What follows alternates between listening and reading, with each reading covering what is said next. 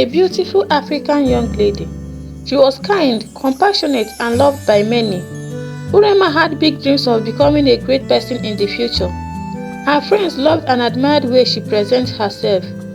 She was very intelligent and always aspiring for greater heights. But even in the midst of this, she was very humble and was always there to assist her parents in the farm. Sometimes, she would choose to work on the farm alone while her parents rested at home. Urema's parents loved her so much, and after she emerged as the best graduating student from secondary school, they promised that they must do anything possible to train her to any level of her choice. Urema was happy and waited patiently for the upcoming examination into the tertiary institution. She was the type that loved staying around at home and hanging out with her friends whenever she was less busy. But along the line, Urema's parents noticed that she was beginning to be absent from home most of the times, and if she has anything to do at home, she was always in a hurry to get done with it and leave the house. At first, the both parents thought she was rushing out to be with her friends, but when Urema's friends began to come to the house to ask of her on different occasions, Urema's parents knew that there was something else that was keeping Urema out of the house, and that was unlike her, and they needed to find out what was the issue. Urema's mother also pointed out that she was always looking dirty and smells awkward whenever she returned, and that became a great concern between the both parents. When Urema returned that evening, her mother called her immediately without allowing her to go inside and shower as she usually does each time she returned. She sat Urema down and began to ask her the reason for her frequent outing lately and why she was always looking dirty each time she returned.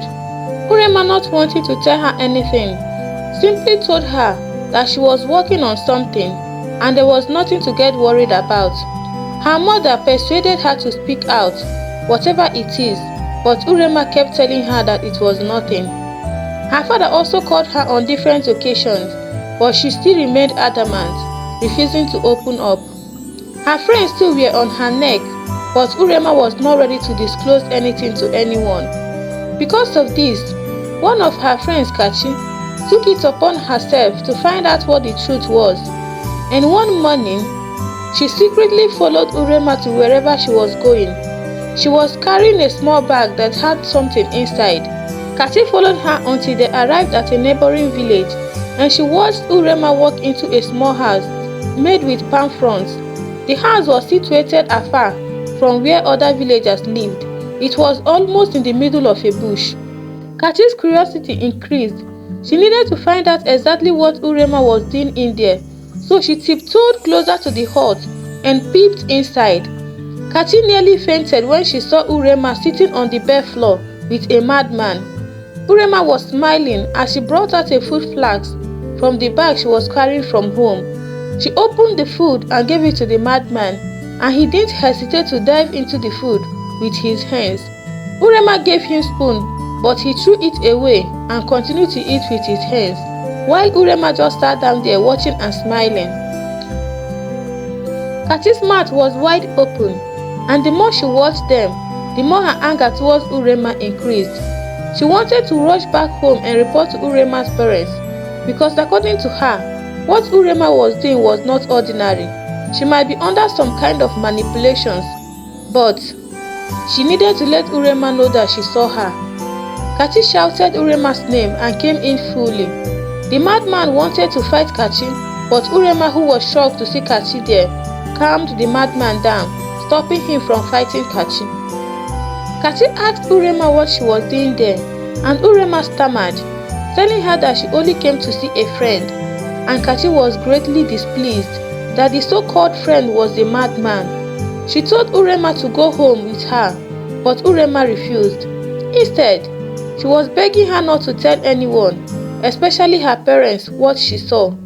Kachi refused to promise her that, and after a long conversation, argument and pleas, Kachi decided to go back home and do the needful, while Urema stayed back, saying she can't leave the madman, that he would be sad if she leaves him, since she just came in a few minutes ago. Kachi immediately ran back home and went straight to Urema's house and told her parents what she saw. The both parents could not believe it, and they doubted if what Kachi told them was actually true. But Kachi went ahead and described to them what the food flask Kachi went out with looked like. Urema's mother went inside to look for that flask, but it wasn't there, and that was when they believed Kachi. Urema's mother was in tears and insisted that Kachi must take her to the place, but the father told her to calm down and wait for her to return. While Kachi left, they both waited for Urema to come back home. They were eager to see her and find out if it was actually true that she was seeing a madman. None of them was able to eat throughout that day, as all their thoughts were centered on what Kachi told them. They knew that if it was indeed the truth, it means that they would become the laughingstock in the village. That day, Urema did not return until it was late in the night. She guessed Kachi might have told them something, and she was not ready to face them at that moment.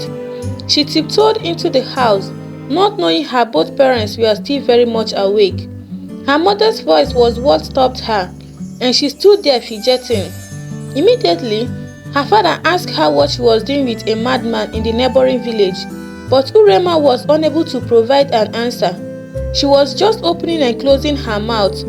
Her mother shouted at her out of annoyance, and Urema managed to tell them that she was only trying to help the madman. They were deeply disappointed in her and seriously warned her never to repeat it again. She should stop going out of the house to see him, otherwise they would be forced to lock her up in the house until she comes to her senses. After that, Urema went into her room looking sad. The next day, she went about with her normal house chores, and because of her parents' warning, she was not ready to go and see her friends from the neighboring village that day. But as the days went by, she discovered that she could not concentrate on what she was doing that day. All her thoughts were centered on the madman. She felt like going to see him, but because of her parents' warning, she had to stay at home. The next morning, she couldn't endure it anymore, and before her parents got out of bed that morning, she sneaked out of the house to see the madman. When she arrived there, she saw him lying on the floor shivering. She touched his body and discovered that he was running temperature. Urema ran out with the little money with her to buy drugs for him. After she got back from buying the drugs, the first thing she did was to feed him with the food she came with and then gave him the drugs. Urema stayed with him to make sure he was fine, and before midday, the madman was already on his feet, and he was greatly happy to see Urema. One of the things that captivated Urema's heart towards this young man was his melodious voice and ability to compose songs even in his demented state. Each day, he would always sing different songs for Urema, making her feel special. Another thing was how he was always calm whenever Urema was around him. He would always be unhappy when Urema leaves. Urema continued to sneak out of the house, and every attempt by her parents to stop her proved abortive. Rumors began to spread about, and Urema became the talk of the town. Many were happy that the ambitious Urema was finally going to be useless in life, while some pitied her, wondering how a young, beautiful and intelligent lady like her had chosen to ruin her own life. When things began to go out of hand, that most at times Urema would not come back home, her parents began to proffer different solutions, but none of them worked out. They called Urema again to advise her as parents would do to their child, but after speaking to her as adults, Urema told them that she knows that her friend would get better one day. She also told them that she had this strong conviction that he wasn't born that way and that he would be better someday. Her parents were not satisfied with her response, and having no choice, they had to lock her up and stop her from going out. Urema cried and pleaded with them to let her out, but they refused. She was there for days, crying and refusing to eat anything. And when the parents saw that she was ready to die, they opened the door for her, and immediately the door was opened, Urema ran out straight to the neighboring village, where she usually visited her friend. The parents were greatly saddened, and that was when they gave up hope on Urema. Urema stayed there for 3 days, without going back home, and the parents had to go look for her. They called Kachi, and she took them to the place where she saw Urema and the madman. On getting there, they saw Urema and the madman singing and dancing. They both looked very happy, and the madman's voice was very angelic. They both wished that the young man wasn't mad. They would have been truly happy for their daughter. As soon as Urema saw them, she stopped dancing and heard the madman behind her. The parents told her to calm down, that they were not there to cause troubles. Her father went ahead to let her know that they were there to help provide solution to her friend only on one condition. Urema asked what the condition was, and her mother told her that if after seeking for the solution and the young man was not made well, Urema would leave him for good, but if at the end he gets healed, she can go ahead and marry him. Urema was happy to hear that. She strongly believed that Obinna, her friend, can be made well again. They took Obinna home, and from there, they took him to a prayer house where he was made to stay for some days. Urema was also there with him to look after him. As days went by, Urema discovered a great change in Obinna. He was gradually coming back to his senses, but the only problem remains that the more he gets better, the more Urema leaves his memory. This made Urema very sad, as she wondered if it would have been better to leave him in his previous state. A few days later, Obinna was completely healed, but he no longer remembers Urema as the woman that was always there for him. Urema took him home and explained everything to him, but the only thing he remembered was his past life before he became mad. He told Urema that he had a woman he wanted to marry, and he can't even remember how he got there in the first place. To him, it seemed like a setup. Urema nearly cried out her eyes after hearing what Obinna said. The pain of him not remembering her alone was unbearable. She cried until she fell asleep, and the next morning, she woke up and discovered that Obinna was no longer with them. It seemed that he had gone back home to his people. Urema nearly screamed down the whole building, crying and searching everywhere for him, but he was nowhere to be found. It got to a point that her screaming attracted the villagers around, and most of them took pity on her, while others laughed at her, saying she had been stupid. Urema's life became sad and lonely. She missed Obinna greatly and wished she knew where she could find him. Her parents felt her pain and would always encourage her to be strong, that she would pull through it someday. Urema told her parents how she met Obinna. She told them that there was a day she was coming back from the farm. Two men attacked her and wanted to rape her, but Obinna single-handedly fought them and rescued her from them, and that was how she decided to return the favor until she finally fell in love with him despite his condition. Sometimes, Urema would go to the hut where she normally stayed with Obinna, remembering how they played and sang together. She continued this until one day, while she sat there looking sad, she heard her name being called, and when she raised her head, she couldn't believe her eyes. Obinna was standing in front of her, dressed like a prince. She stood up with her eyes wide open, and before she could mutter his name, he hugged her tightly.